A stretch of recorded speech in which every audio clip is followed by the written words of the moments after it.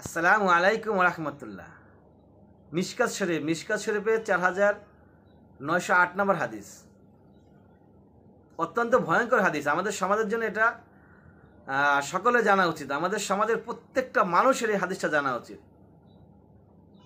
বর্তমানে আমরা যারা সমাজে দেশের ভিতরে বাস করতেছি, আমরা ম্যাক্সিমাম লোক কোনো না কোনোভাবে এই ভয়ঙ্কর দিকে ধাবিত হচ্ছি।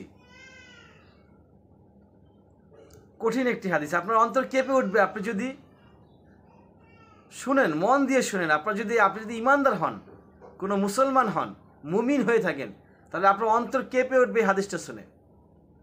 নবী মোহাম্মদ সাল্লাল্লাহু আলাইহি সাল্লাম বলেছেন,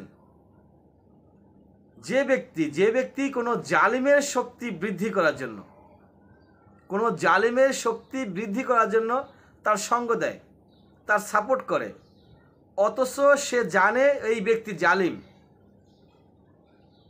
জানার পরও কোনো জালিমের সঙ্গ দেয়, তার সাপোর্ট দেয়, তার শক্তি বৃদ্ধি করার জন্য কাজ করে, তাহলে সেই ব্যক্তি ইসলাম থেকে খারিজ হয়ে যায়, সে আর মুসলমান থাকে না।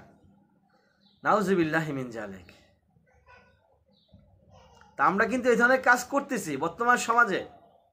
আমরা যারা আছি, আমরা কিন্তু কেউ রাজপথে নেমে কোনো জালিমকে সাপোর্ট করতেছি, কেউ হকি স্টিক হাতে, কেউ অস্ত্র হাতে জালিমকে সাপোর্ট করতেছি, কেউ চাকরি বাঁচানোর জন্য জালিমকে সাপোর্ট করতেছি, কেউ আমার নিজস্ব সম্মান রক্ষার্থে জালিমকে সাপোর্ট করতেছি, রাজপথে সরাসরি নেমে সাপোর্ট করতেছি, কেউ ঘরে বসে সাপোর্ট করতেছি, কেউ অন্তর থেকে সাপোর্ট করতেছি। আমরা জানি একজন নবীর স্ত্রী একজন জালিমকে সাপোর্ট করার কারণে সে ইসলাম থেকে খারিজ হয়ে গেছিল, নবীর স্ত্রী। তো নবীর স্ত্রী যদি কোনো জালিমের সাপোর্ট করার জন্য সে ইসলাম থেকে খারিজ হয়ে যায়, এবং তার মূর্তি এখনও আছে, তাকে পাথর বানায় দেওয়া হয়েছিল, মহান রব্বুল আলামিন তাকে পাথর বানায় দেওয়া হয়েছিল, সেই পাথরের মূর্তি এখনও আছে। তাহলে আমরা কারা? আমরা সাধারণ ব্যক্তি। আমরা অবশ্যই কোনো জালিমের সঙ্গ দিব না, কোনো জালিমের সাপোর্ট করব না। যদি আমি আমার নিজের মঙ্গল চাই, যদি আমাকে আল্লাহ পাক ইসলাম থেকে সরায় দেয়, মুসলমান থেকে আমাকে সরায় দেয়, কি হবে আমার? কোথায় যাব আমি? এই 60 বছরের দুনিয়া, 70, 80, 90, 100 বছরের দুনিয়া।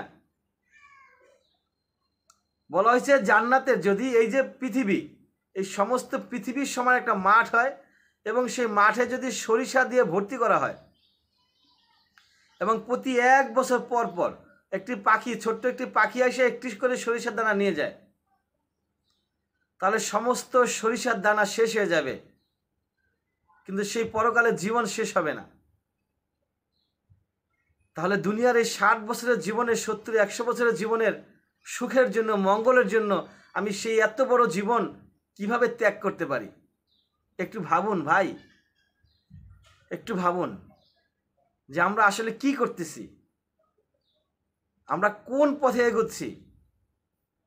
এই যে আমাদের দেশে আবার শুরু হচ্ছে ঝামেলা, গন্ডগোল। গোপালগঞ্জে দেখলাম গন্ডগোল শুরু হইলো, সেই গোপালগঞ্জ থেকে সমগ্র দেশ এখন আবার সেই রমরমা ভাব। কে কাকে সাপোর্ট করতেছে, কে ভালো কে মন্দ, এটা একটু বুঝাবুঝি সাপোর্ট করতে হবে। জীবন বাঁচাইতে হবে ভাই। এই দুনিয়াবি জীবন না, মৃত্যুর পরের জীবনটা হচ্ছে জীবন। সেই জীবনটা কিভাবে সুখের হয়, সেটার জন্য দুনিয়াতে কাজ করতে হবে। একটু চিন্তা ভাবনা করে দেখেন যে আপনারা কাকে স্ট্রং করার জন্য আপনি কাজ করতেছেন। তাকে স্ট্রং করতে গিয়ে আপনার ইসলামের ধর্ম চলে যায় কিনা সেটা একটু ভাবুন। নবী মুহাম্মদ সাল্লাল্লাহু আলাইহি ওয়াসাল্লামের কথা। ওয়া আখির দাওয়ানা আলহামদুলিল্লাহি রাব্বিল আলামিন।